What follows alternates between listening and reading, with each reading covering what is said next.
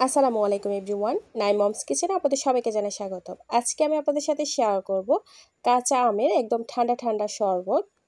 কাঁচা আমের ঠান্ডা ঠান্ডা শরবত ঠিক দুপুরবেলায় শরীরের ক্লান্তি দূর করে দিবে এক নিমেষে, আর অনেক বেশি রিফ্রেশিংও লাগবে।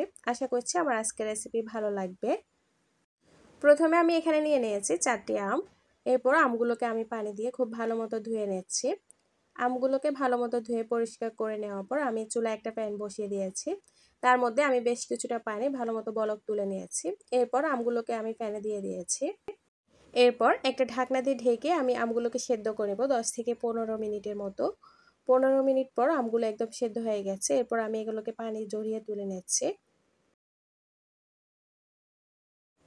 আমগুলো একদম ঠান্ডা হয়ে যাওয়ার পর খোসাগুলোকে আমি এভাবে হাত দিয়ে ছিলে নিচ্ছি। আমার কাছে এভাবে খোসাগুলো ছিলে নিতে খুবই সহজ লাগে। তবে আপনারা চাইলে কাঁচা থাকা অবস্থায় খোসা ছাড়িয়ে আমগুলোকে কেটে সেদ্ধ করে নিতে পারেন। আমার সবগুলো আমের খোসা ছাড়িয়ে নেওয়া হয়ে গেছে। এরপর আমি আমগুলোকে এভাবে হাত দিয়ে চেপে আটিটা বের করে নিচ্ছি। সবগুলো আটি নিয়ে নেওয়ার পর আমার এখানে এই পরিমাণ আম হয়েছে, আর এগুলো দিয়ে 4 থেকে 5 গ্লাসের মতো শরবত হবে। এরপর আমি আমগুলোকে একটা ব্লেন্ডারের জারে নিয়ে নিচ্ছি। এরপর আমি এখানে দিয়ে দিচ্ছি হাফ কাপ ধনিয়া পাতা কুচি, দিয়ে দিচ্ছি আমি এখানে একটা কাঁচামরিচ কুচি, এরপর দিয়ে দিচ্ছি আমি এখানে 1 টেবিল চামচের মতো পুদিনা পাতা, দিয়ে দিচ্ছি আমি এখানে হাফ চা চামচ বিট লবণ, দিয়ে দিচ্ছি আমি এখানে হাফ চা চামচ লবণ।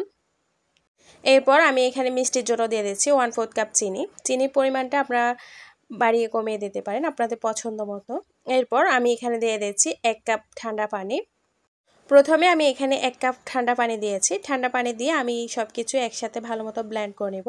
সব কিছু ভালো মতো ব্লেন্ড করে নেওয়ার পর এখানে আমি আরও 1 কাপ পানি দিয়েছি। সব কিছু ব্লেন্ড করা হয়ে গেছে। এবার আমি এগুলোকে ছেঁকে নিচ্ছি।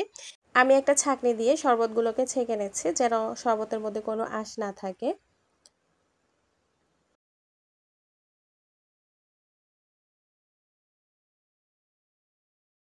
শরবতগুলোকে আমি ভালো মতো ছেঁকে নিয়েছি।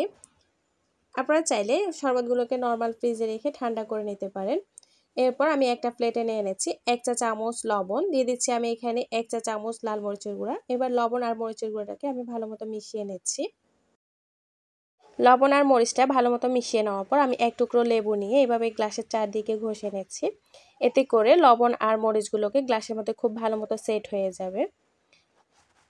এরপর আমি লবণ আর মরিচের মধ্যে গ্লাসটাকে এভাবে ঘুরিয়ে ঘুরিয়ে এগুলো সেট করে নিচ্ছি। এটা একদমই অপশনাল, আপনারা চাইলে এটা স্কিপ করতে পারেন।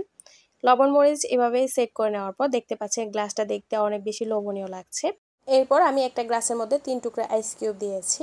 এরপর তৈরি করে রাখা কাঁচা আমের শরবতটা আমি এখানে পরিবেশন করে নিচ্ছি। এরকম 1 গ্লাস ঠান্ডা কাঁচা আমের শরবত শরীরকে এক নিমেষে রিফ্রেশিং করে দিবে। আশা করছি আমার আজকের রেসিপি আপনাদের কাছে ভালো লেগেছে। আমার রেসিপি ভালো লাগলে প্লিজ চ্যানেলটি সাবস্ক্রাইব করবেন, আর আমার ফেসবুক পেজটি ফলো দিয়ে রাখার অনুরোধ রইল। বিদায় নিচ্ছি আজকের মতো। ভালো থাকবেন সবাই। আসসালামু আলাইকুম।